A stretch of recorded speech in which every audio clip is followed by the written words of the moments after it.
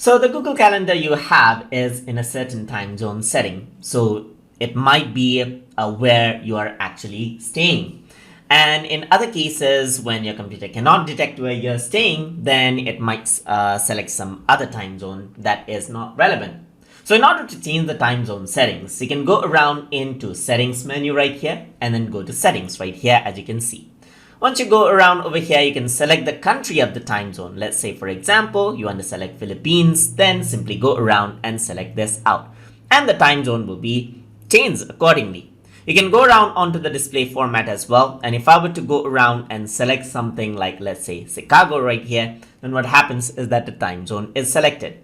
You can also go around and display a secondary time zone and select out something like this. Let's say I'm going to select out a random time zone, and this is what you have. So this is what you have now, and you can also show the world clock, and you can add a time zone over here as well.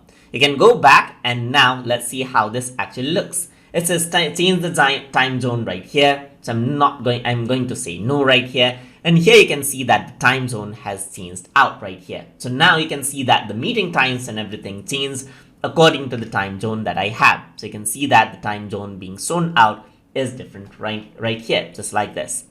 And that is how you can see it. So over here, you can see that there's one time zone right here and there's another time zone right here on the side. So that is how you can work around with the time zone settings inside of Google Calendar to view out different time zones. So hope you guys learned something as always. And as always, please like, comment, share, and subscribe.